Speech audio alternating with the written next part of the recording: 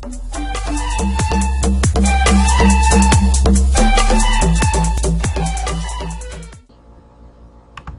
going on, guys? You're here with Philip Chapone, the one and only general of the one and only Chapone Army, going slowly but surely each and every day. Now, this video is going to be a little bit shorter than usual because, as you can probably tell just by looking, this is going at 150% clip speed because, as you can probably tell by now, I'm doing a post commentary on this. Now, this is my first time ever doing post commentary, and I don't like doing it, especially for these kind of videos. But I have to because my audio got corrupted and I can't recover it. And if I were to turn it off and try to replay it, I would go back to like before the second gym town. So I don't want to do all that. So I'm gonna try my hand at post commentary. Anyway, I'm gonna find the first Pokemon in this grass, and it turns out to be one of these things, a Bashan. Now, I had said that it looks like a black baby Buffalant. However, now that I'm noticing the pig nose and the horns don't have any jewelry on it, I'm starting to second guess that. Obviously I knew that it wasn't going to turn into a Buffalant, but I'm changing that response now. I don't think it looks anything like Buffalant, besides the fact that it's some type of buffalo, cow, yak thing. Even though it's obviously a sheep because it says Ba. I'm talking about when it evolves. Anyway, so now that I've got it down to a decent amount of health, I'm going to go and throw a Pokeball. It using low kick really caught me off guard. Thankfully, I had a bug type out. I didn't expect this thing to be a fighting type, but it is. And not only is it a fighting type, it's also a dark type. So I thought that was really cool. But what scared me was, since this is a wild Pokemon and it's only level 14, not only, it is level 14 and it's a wild Pokemon. I'm scared about what the levels of the trainers are going to have.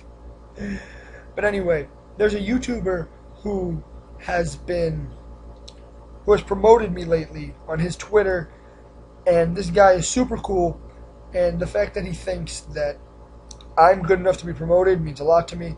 I'm going to name this Axleon, or Axel Leon. If I pronounce, I'm probably butchering this name, and I'm so sorry about that. But it means a lot to me that he shouted me out and gave me a sub, of course. And hopefully he watches my videos, man. I hope you watch this. This video is dedicated to you. And I'm going to put his channel down in the description below. He's almost at 500 subscribers, so you should definitely go over there and check out his channel. He makes really short, to the point, really well-researched videos on Pokemon.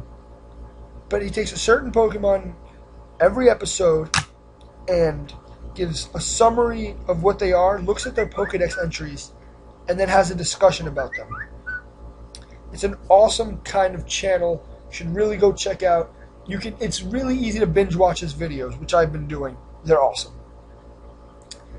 So anyway, now I'm heading back up here, and his trainer has level 11 Mareep, which was confusing because, as I said, the Pokemon are level 14. But this is level 11 for the trainer. Now Matthew comes close to dying there. That wasn't good. He's gonna go for another Thunder Shock, and I'm gonna hit it with the burn. And he's gonna hit that Thunder Shock. It almost kills me. If it was another crit, it would have killed me. But I really didn't think that was gonna happen. So I stay in, even though I know he's gonna send in Buck, and now I switch out into Alvin because I do have the Thunder Shock.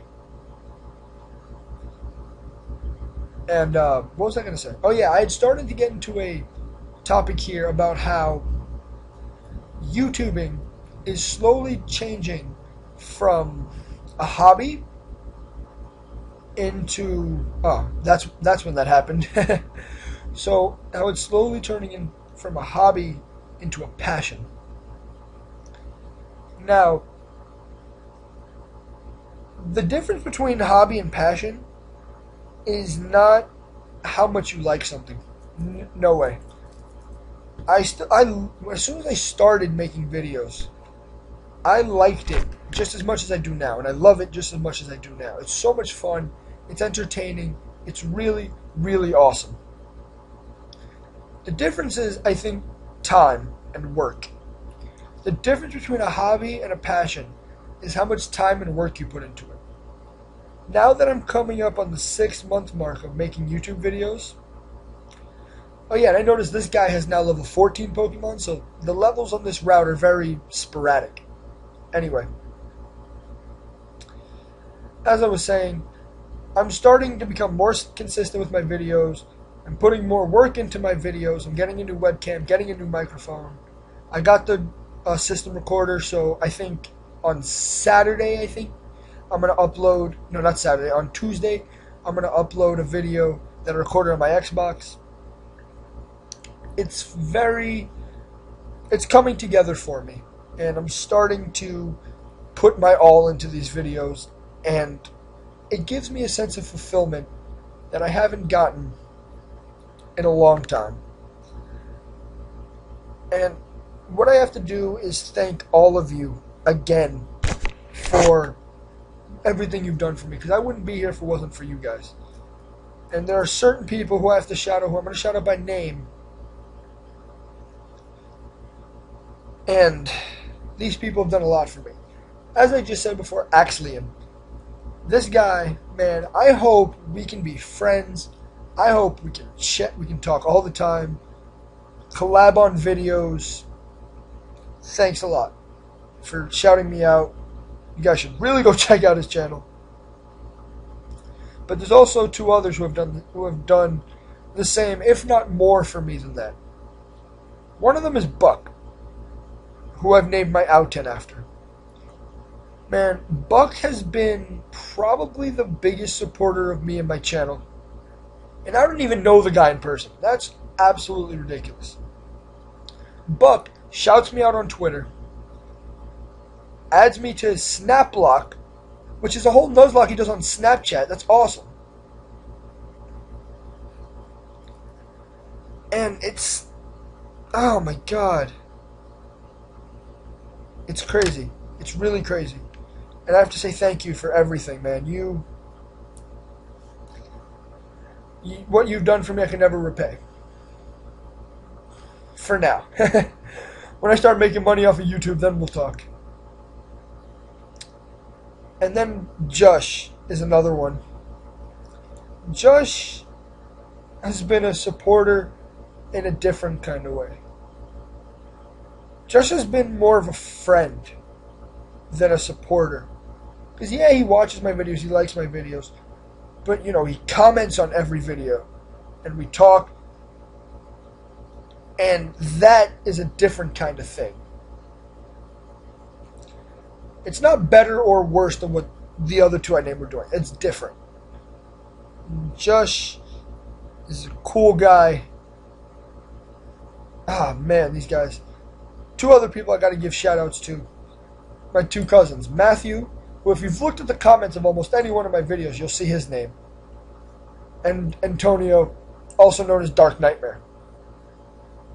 Now, Matthew, every time I stop uploading, I get a comment from him saying, "Where are the videos?" He gives me suggestions on what to play. He lets me know if I'm doing something good or what I can do better, and I seriously appreciate that.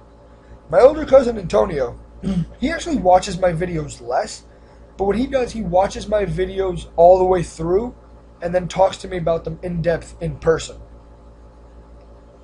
And that is really cool. When I do these Nuzlocke videos, sometimes I know my cousin Matthew, what he'll do is he'll just kind of skim through the video to see if anything dies. Antonio will watch the whole video and let me know afterwards what's going on. And that's awesome. 3 other people, the 3 last people I got to give my praise to are Matthew, David, and Larry. These guys have done so many videos with me, and it's made it that much more fun for me. So I gotta thank you guys. You guys are definitely a big part of why I enjoy this so much. Now that I'm done with the sappy section, we can get back to talking about what happened in the game. So I ran into this thing, this Hamtaro 30 years in the future looking thing. And I decided to take it out with Flea. Pretty easily done. So, the Felang goes down, which is the name of whatever that was. And now he goes to send in the Burial again. So I have to deal with another one of these things. So he sends it in. I send in Matthew because I know if I switch out into S51, I can get a level up for Matthew this way. And S51 is also close to leveling up. So, yeah. So I go for a Psychic. It's funny. It says it's not very effective. But it also does so much. S51 is ridiculously overpowered. And if it ever dies, I'm going to be in big, big trouble. Because S51 is my go-to guy whenever I need a safety switch. Whenever I need to take something out that's looking scary, I go into S51, and I'm never worried in the slightest that he's going to take it out, destroy it, easily demolish any opponent that stands in my way. So if S51 ever goes down, I don't know what I'm going to do. So I take out this dude's Forthog. S51 goes to level 16. Starting in the next episode, I'm going to do something really cool with, I'm going to have a different layout, which is going to be so much fun. And I'm going to, I found TM10, which is hidden power. The layout is going to be cool. Plus, I'm also going to organize it in a way where you guys can sort of root for Pokemon and be happy and or upset when I place them where I do. It's complicated. I don't want to get too much into it now, but I'll talk about it in the next episode. So he sends in this Bashan. I send in my Flea and go for the Poison Gas. I hit it. Bashan goes for the Stomp and kills my Flea. I was so upset. If I have 100% belief that if I had healed Flea, he would have. If I would have healed him before the battle, he would have lived that attack. And I'm so upset at myself. I hate myself for that. Anyway, I go into Alvin here.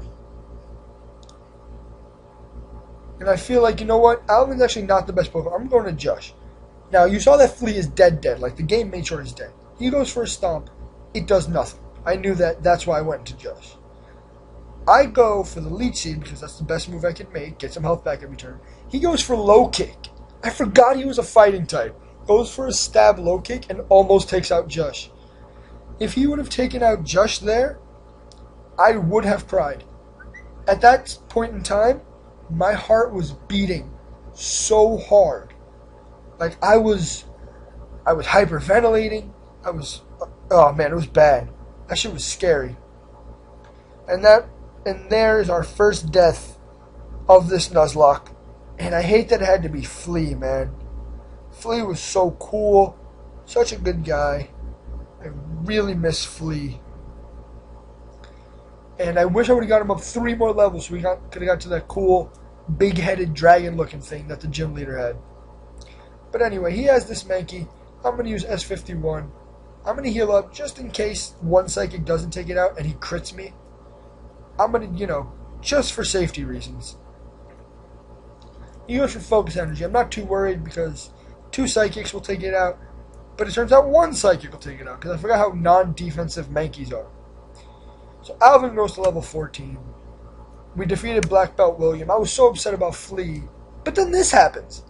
Out of nowhere, this happens. As it's spinning, in its evolved form, tell me it doesn't kind of look like the swastika. Like, every now and again. It kind of does. Anyway, it evolves into this badass electric Kinet Monk thing. And this shit looks like an electric version of Sly Cooper. And I'm so excited. I'm so happy that I actually have it's actually an electric type now. Because now it actually will resist flying type moves. Because flying is actually a semi-big weakness on my team. I don't know where I'm going. Because I know that I have a dead Pokemon. And that I need to heal. So what I do here is I pause the video. And I go over. I have the Death Box. Flea goes into the Death Box. And I miss you so much, Tanemi. I'm so sorry. You were so good. You were a poison type that had Levitate. Your moveset wasn't the best. And that's probably your biggest undoing. Along with my stupidity. But anyway, I have to choose between Axelian and French Drizz. I end up deciding French Drizz because I feel like leveling up French Driz now, as opposed to later if I have to take him, then I have to do even more grinding at that point, and that would suck. So I bring French Driz along. Excelion's definitely my next pick. If anything else dies, which God I hope it doesn't. Although I am halfway excited because French Driz is a ground type Pokemon, and that's pretty badass. So now we're gonna go back up to the place where I was before, and it's gonna cut right about now. Oh, where the fuck is the cut? I know I cut it out. Here it is. So I cut out and I'm back here.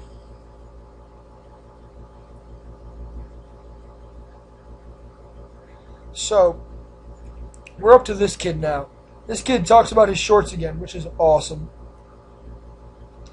I run into a wild Pokemon. And it's a Bashan. I can get away from it, and I'm 4 levels lower.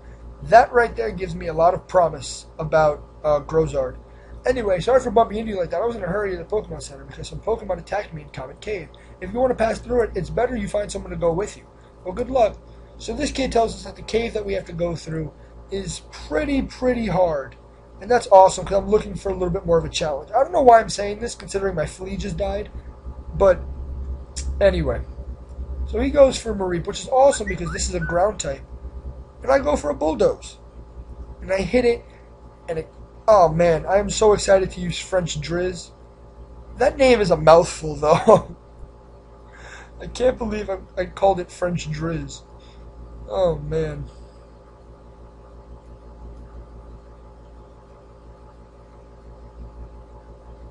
Anyway, I got distracted. I'm sorry, I got a text.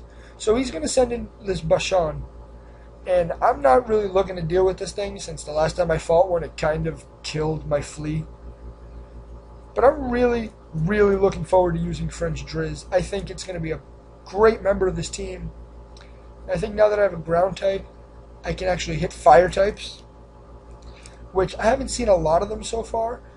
But which is why I'm suspecting that they're going to start coming up more and more now. And that's awesome. So French Driz goes to level 11, and I beat this dude whose name was like Gold Corn or something like that, Sir Gold Corn. He wants me to call him. I don't do it. So now I check to see if I need anything to heal, which I don't. So now I'm going to head up in towards this cave people have been telling me about. And now I see some... Oh, no, I don't. I run into a wild Pokemon. It's an out 10. I run into a couple wild Pokemon here, and I just decide to run away. I run into another wild Pokemon, believe it or not. God, it's the worst. So now I'm going. There's a Pokeball on the beach. I go get it. Turns out it's a bike wheel. Now, I don't know what that's for, but I'm assuming in this game, to get the bike, you just have to find all the pieces of the bike. And if that's the case, that's actually pretty badass. So I go up here, and there's a TM06 for bulk up. That's awesome. That's a powerful move. So now I go up this way, towards the cave. I found another Pokeball. It turns out to be a super potion. That's cool. But now I go up to the cave, and once I get there, I see that there's this hiker talking to Theo, our rival. And he says that the Pokemon are very hostile in this cave. He notices that Theo has the gym badge, but he still doesn't want him to let him go by himself. They're really hyping up this cave. I'm actually kind of worried now. He sees me, and he suggests that we both go together. And I'm okay with that, because even though I don't like Theo as a person, he heals my Pokemon after every battle, which I'm assuming happens like every other, thing where you go with a partner somewhere. Anyway, this is where I decided to end the episode. Thank you all so much for watching. I really love you guys, man. You guys mean the world to me, so just like the video, comment, say anything. If you want your name for a Pokemon, comment down below, like the video, tell your friends, grow the army, make them a part of this community, because we're always accepting new members. So, I'm sorry if my commentary was terrible. I'm not good at post-commentary. It was hard to talk for 19 minutes in a row, just looking at something I've already looked at in 1.5 speed. So, thank you guys so much for watching. See you guys in the next one. Peace.